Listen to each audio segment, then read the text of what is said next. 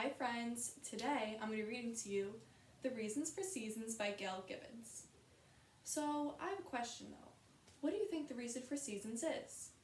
Well, we're going to find out in this book. But first, I want to talk to you about two words that are very, very important in this book. Rotate means to spin or turn, such as this.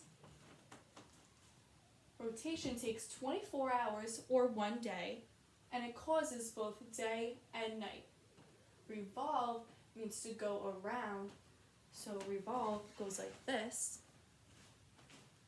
and that takes 365 days or 1 year, and this causes the seasons. So let's find out what the reasons for seasons is.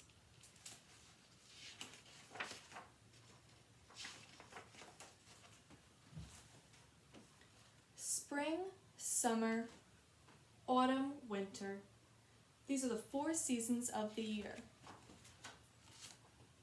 The sun warms the surface of Earth, the planet we live on. The tilt of Earth in relation to the sun changes throughout the year. This is what makes the seasons. Each season lasts about 3 months. 4 seasons makes a year. That's how long it takes for Earth to revolve or make one trip around the sun. As Earth circles the sun, different parts of Earth are closer to the sun than others. This affects the amount of light and heat they receive. Earth is slightly tipped as it turns on its axis. It makes one full rotation on its axis every 24 hours as it moves along its path around the sun. When the North Pole is tipped toward the sun and the South Pole is tipped away, it is summer in the northern hemisphere and winter in the southern hemisphere. 6 months later, when Earth has traveled to the other side of the sun and the North Pole is tipped away, it is winter in the northern hemisphere and summer in the southern hemisphere. The seasons of one hemisphere are always the opposite of those in the other hemisphere. And as you can see, this is a diagram of Earth as it's rotating and revolving around the sun. Spring. In the northern hemisphere, spring begins about March 21st. This is the season when more sunshine causes cooler air to be replaced by warmer air. In the southern hemisphere, autumn is beginning. The first day of spring is called the spring equinox. When spring begins in the northern hemisphere, Earth has moved along its path so that the sun is directly opposite the equator. On this day, daylight and darkness are the same length of time over the entire Earth. In ancient times, some people celebrated this day because it was the beginning of the growing season. What's something that you guys do during spring? During spring, I like to plant flowers. I like to go outside and ride a bike maybe with my friends if it's warm enough. Spring is the season when some birds that have been away for the winter return again. This is called migration. Some whales migrate too. Some animals that slept all winter wake up and look for food. Spring winds are good for kite flying. It is the season when everything seems to come alive again. Trees grow new leaves and flowers bloom. Some crops are planted.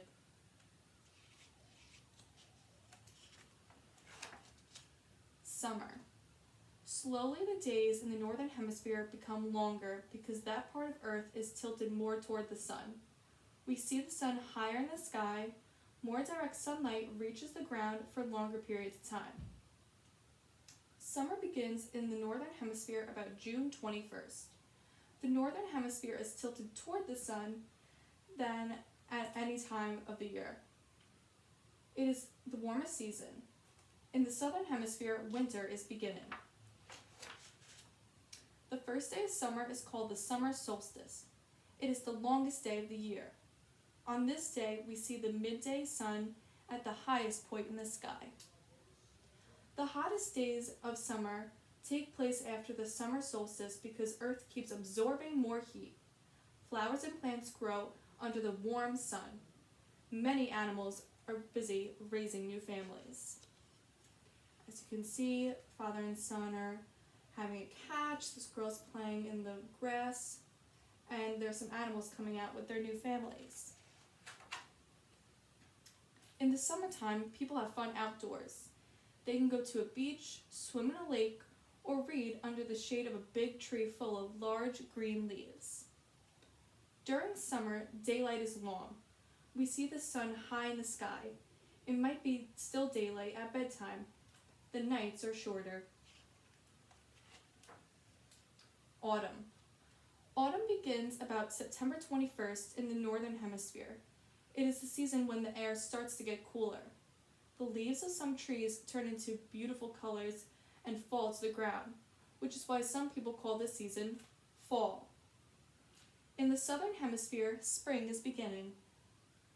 The first day of autumn is called the autumn equinox. When autumn begins in the northern hemisphere, Earth has moved along its path so the sun is directly opposite the equator again. On this day, daylight and darkness are about the same length of time over the entire Earth. Since ancient times, some people have celebrated the time of year because of autumn harvest.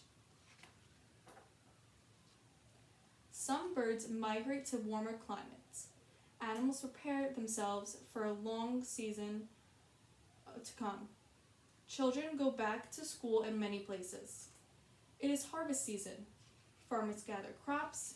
There are country fairs too. As you can see, they are pumpkin picking, and they see the different colored leaves on the trees. Winter. The air becomes cooler because the northern hemisphere is tilted farther away from the sun. The days grow shorter and the nights become longer. We see the sun lower in the autumn sky. In the northern hemisphere, winter begins about December 21st. This is the time of year the northern hemisphere is tilted farthest from the sun. It is the coldest season of the year. In the southern hemisphere, summer is beginning. The first day of winter is the shortest day of the year. This is called the winter solstice. On this day, we see the midday sun at the lowest point in the sky. In early times, the first day of winter was celebrated as a festival to honor light, to keep away darkness, and to hope for the sun's return. The coldest days of winter come after the winter solstice because Earth keeps losing the heat it gained in the summer. Leaves are gone from most trees. There aren't as many birds. Some animals sleep all winter. This is called hibernation. Often it is very cold. It may be time for ice skating, skiing, and making snowmen.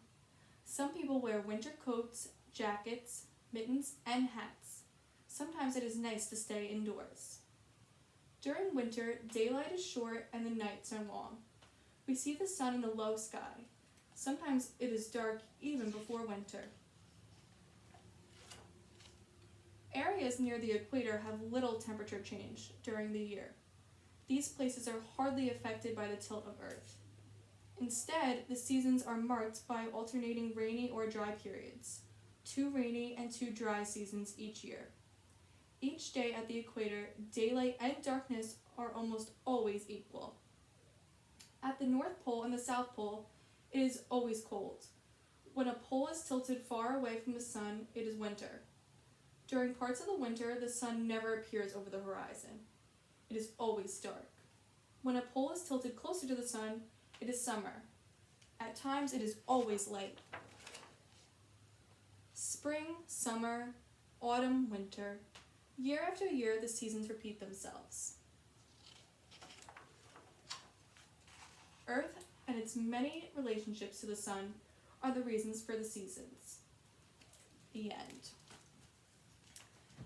I also have planned for you guys an activity that you will complete, and it just basically goes over everything about the book and what you learned, and I also have some fun activities too planned. So, thank you.